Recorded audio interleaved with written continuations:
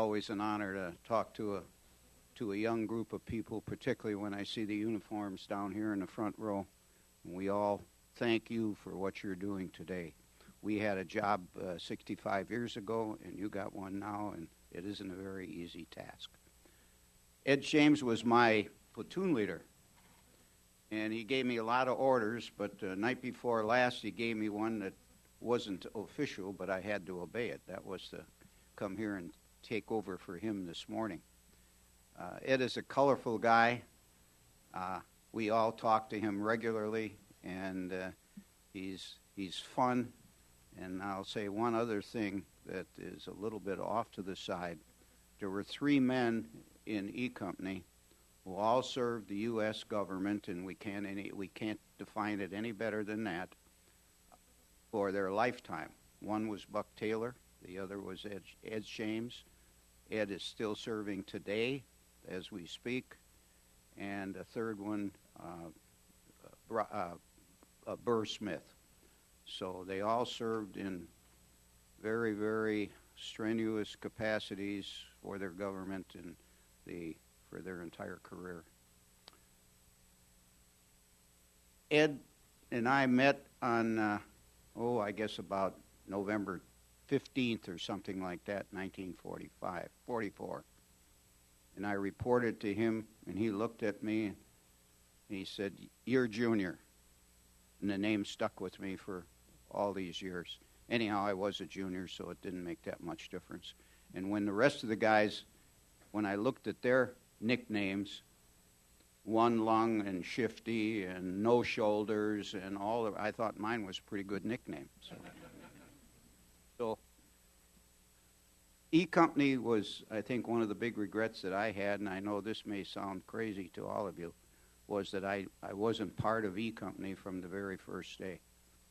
Because the guys that did Toccoa were in a special group, a very special group. And each of us who joined E Company after that period, we always deferred, always respected, because they did things that if many of us had been asked to do, we couldn't do in training. And Ed will depict that training as diabolical, illegal today, and some of the things they did were almost unconscionable.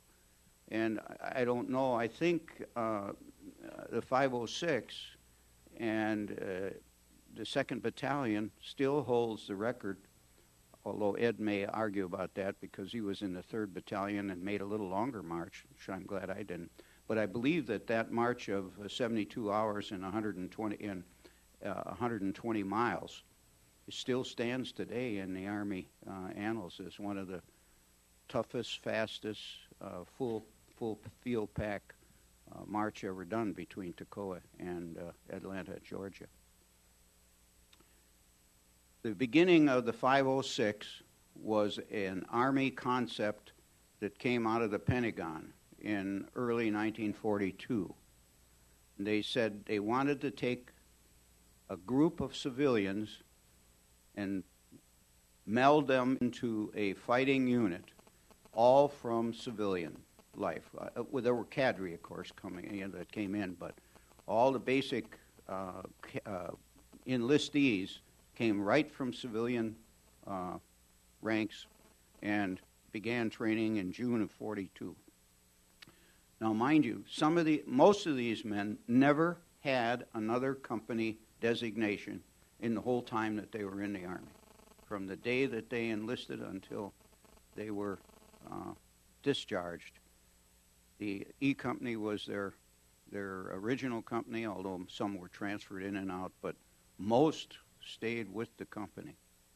The concept was laughed at by senior personnel in the Pentagon, and it was. Ed would go into much more detail on that than I care to do or can do, really. But they hid the regiment down in a godforsaken place called Camp Toombs, later known as Currahee or Toccoa. And everyone expected the regiment to fail.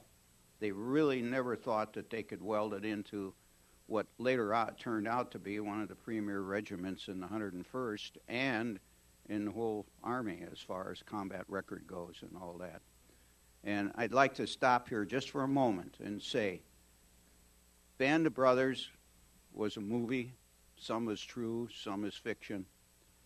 It depicted the story of 1,000 other combat infantry units in the European theater. We were just lucky enough to have our story told quite by accident, and I can't even go into all of it because it's a chain of circumstances that one thing led to another, and the movie got produced after the book was written, and many other things.